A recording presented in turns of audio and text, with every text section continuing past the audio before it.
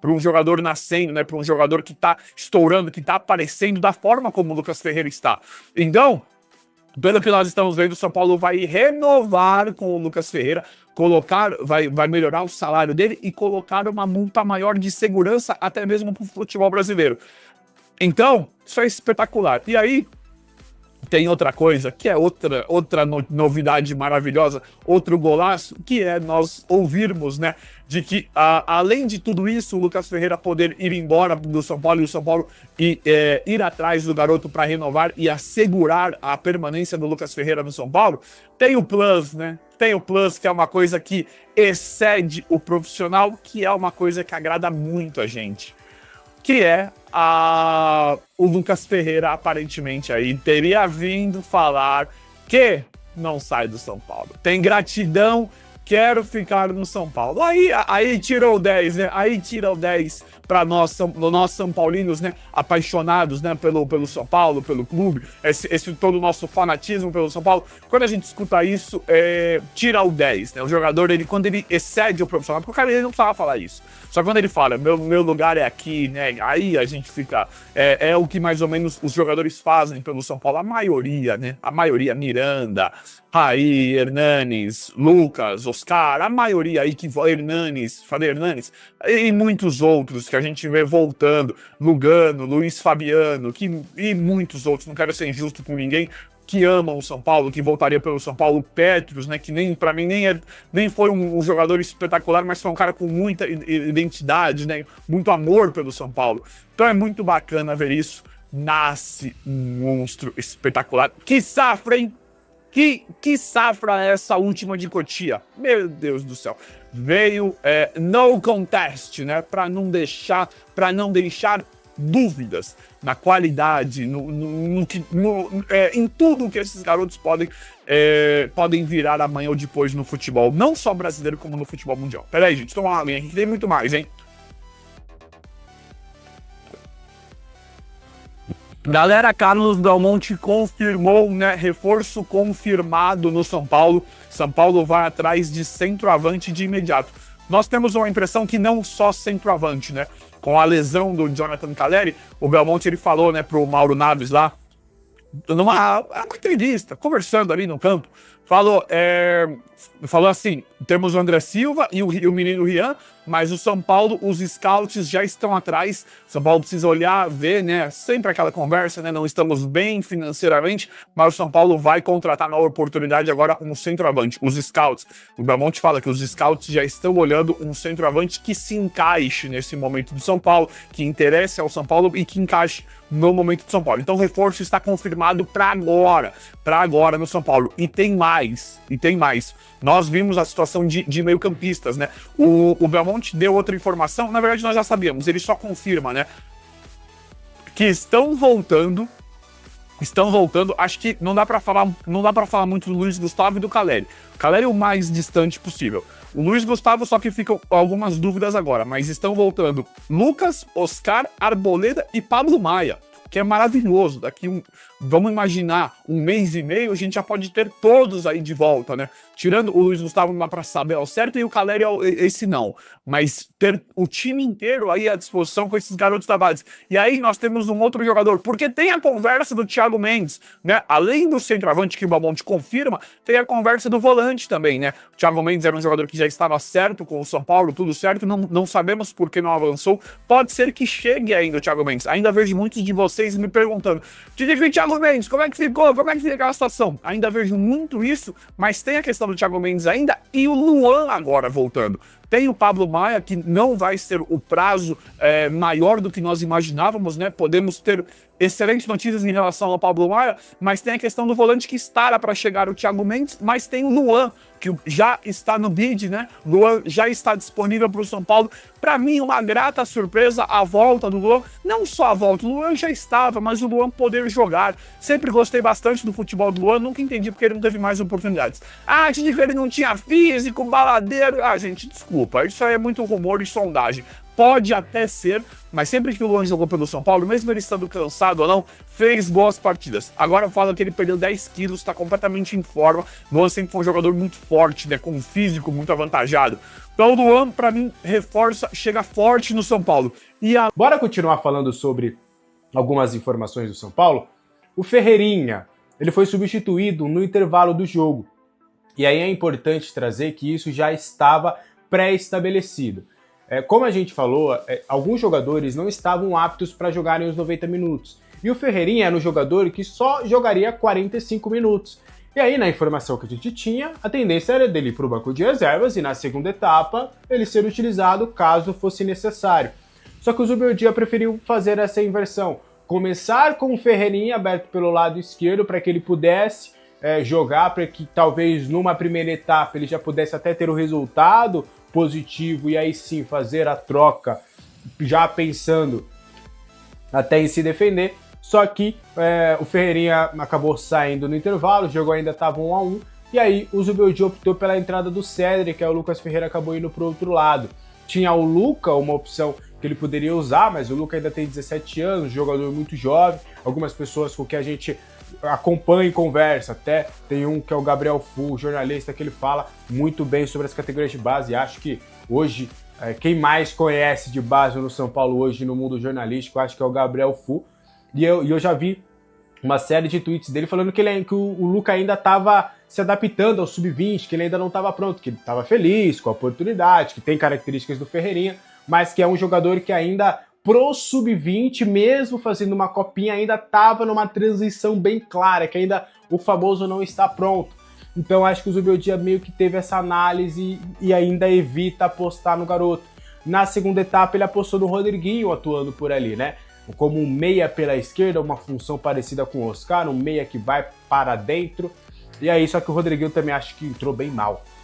Então, o Zubeldia optou por utilizar o Ferreirinha como titular e não colocá-lo no segundo tempo, mas essa substituição já estava programada. O Ferreirinha já estava programado jogar somente esses 45 minutos, algo parecido também com o Alisson. O Alisson começou, mas não terminaria a partida justamente para essa dosagem de minutos. O Zubeldia tem tomado muito cuidado com essa situação, até para não estourar atletas, né, para não desgastar mais atletas. Já tem desfalques demais nesse elenco, mas optou aí pela entrada do Ferreirinha para tentar, quem sabe, ter garantido o resultado na primeira etapa, o que acabou não acontecendo. E aí brilhou, na verdade, a estrela do Rio Francisco. Que estrela, né? É um garoto que surge, é um garoto que mostra que ele tem algo diferente. Ele tem o faro do gol do artilheiro, sabe? Ele é aquele cara que brilha, ele é aquele cara que a bola procura. Como que a gente consegue explicar que aquele cruzamento, com ele sem marcação, a bola passa pela defesa, e ele ali meio baixinho, meio magrinho, a bola sobra para ele de cabeça e ele vai e empurra pro fundo das redes. Se não é estrela, se não é brilho, se não é algo diferente, o que é? É o místico, é a magia, é o brilho, é aquele, como o professor Vanderlei Luxemburgo fala, tá apontada pro céu, sabe? Tá lá no teto, porque é uma estrela, é algo realmente surreal. E acho que é legal do São Paulo tá começando a trabalhar o atleta. Até eu reparei em algumas questões importantes, quando sai ali no Prime Video a comemoração, eu vi o sorriso do Zubeldia, de um sorriso do tipo, que moleque, né, velho? Que moleque, um sorriso de tipo, é impressionante. E até o André Hernan revelou ali na transmissão que até os jogadores do São Paulo, até os mais experientes, pô, moleque, você é incrível, brilhou, que não sei... E há meio que esse entendimento ali dentro de que o moleque, ele brilha. A bola para nele, a bola pode rebater, bater, ricochetear, ir pra lá, ir pra cá. Pum, pé do Rio Francisco, gol. Cruzamento na área, zagueirão de 2 metros de altura, fura, sobra pro Rio Francisco e guarda. É impressionante realmente essa estrela que o São Paulo tem e o quanto Cotia também tem sido importante. Talvez tenha demorado um pouco, mas fato é que está acontecendo. O Cotia, com o Rio Francisco, com o Lucas Ferreira, com o Matheus Alves, já tem demonstrado alguns frutos.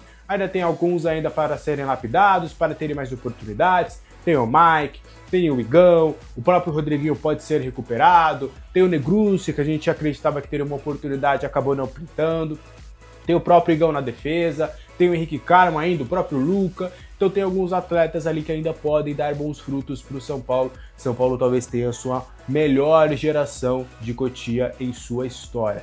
Teve gerações importantes? Teve, com certeza. E é importante lembrar que Cotia não foi sempre, né? Foi mais ali dos anos 2000 para cá. Mas acho que em termos de geração mesmo, talvez seja a mais promissora, superando aquela que veio com Gabriel Sara, Igor Gomes, Antony, toda aquela galera. Eu acho que o Antony até veio ele já estava naquela geração, mas acabou desfrutando um pouco depois. Mas é impressionante, de fato, essa geração. Respeitando o coração de todo mundo, o que a gente tem é essa aqui. Combinado? Pra gente fechar já? Vamos fechar? Vamos fechar. Martirena, lateral direito do Racing, tem veículo argentino cravando que o São Paulo está buscando a contratação do atleta. E aí, obviamente, na nossa obrigação, a gente checa, né, essa situação. Só que, cara, às vezes a gente às vezes tem que até tomar cuidado, porque quando a gente vai, tem alguma coisa disso, a pessoa, algumas vezes e algumas pessoas acabam sendo até ríspidas. Pô, sério que você tá caindo nessa? Tipo, poxa, você já foi melhor. Então, assim, foram respostas bem ríspidas em relação a isso. E há alguns motivos. Primeiro, o Martirena, ele acabou de ser campeão da Copa Sul-Americana. Ele está valorizado no mercado, talvez, junto com o Wesley, do Flamengo, ele seja o lateral hoje na América do Sul com mais sondagens de todas as partes do mundo. Começa por aí. São Paulo não tem dinheiro, lembrando, vocês sabem da situação financeira do clube que você torce. Então aí ele é um dos mais procurados. Já foi falado em Flamengo, já foi falado em Palmeiras, já foi falado em Cruzeiro, já foi falado em Corinthians, já foi falado em Europa, já foi falado em Arábia. O que o São Paulo vai querer com um jogador desse? Difícil, né? Então é um jogador valorizado no mercado e o São Paulo não vai buscar esse tipo de jogador. O São Paulo só vai buscar contratações no meio do ano de jogadores livres, emprestados, baratos e que o custo seja zero para adquirir os direitos. Então ele tem contrato lá no Racing, um contrato longo e a expectativa é de uma venda no meio do ano. Talvez, e aí foi até uma pessoa do departamento de futebol do São Paulo que me falou, que o São Paulo esteja sendo usado para a valorização do atleta, que não há, neste momento, uma procura do São Paulo real na situação do Martirena. Não tem absolutamente nada. Esquece isso.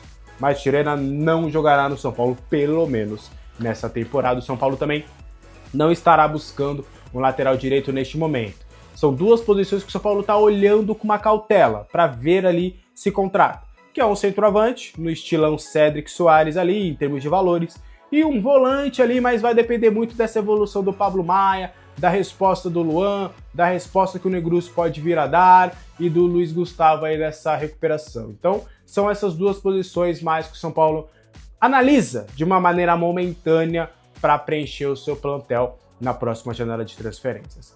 Fechou? Acho que perguntou se o Zubeldia tá mais tranquilo com essa sequência. Eu disse que, olhando assim, acho que ele vai estar agitado na beira do campo, é o jeitão dele, temperamento. Mas você que vive tudo isso lá, diretor de futebol de São Paulo, Carlos Belmonte, intimamente, o homem tá mais tranquilo, Carlos? Prazer em recebê-lo aqui.